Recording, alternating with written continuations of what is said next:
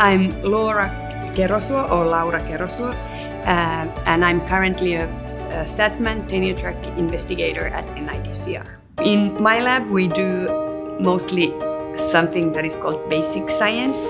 So we want to describe as accurately as we can the molecular mechanisms that guide the cellular processes of neural quest development. So as a clinician, I'm really interested in trying to understand unknown genetic disorders that affect development of the face.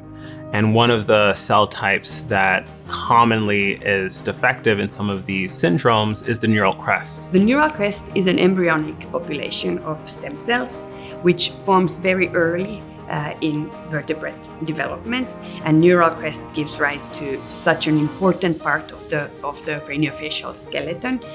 Our research is based mainly on 3 model systems.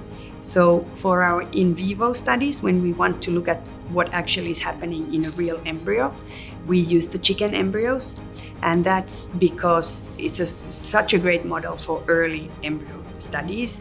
So then we get very accurate understanding of what is going on at each stage.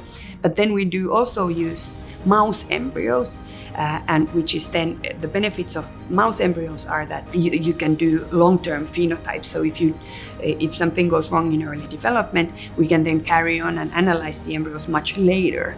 The third big approach that we use in my lab is something that we have invested a lot in characterizing as a human model, is that we use human pluripotent cells as a starting point. I think the potential for applying what we're learning in our animal models to one day applying that to human patients holds really exciting promise. I'm actually using stem cells, induced pluripotent stem cells, and I'm using directed differentiation. So I can actually give those stem cells different growth factors and media that will help differentiate it into neural crest stem cells. And then I can change that media and then further differentiate it into a bone precursor, or a cell that's going to go and make bone. And we also measure gene expression to make sure that the genes that should be upregulated when cells have become a neural crest stem cell are actually upregulated.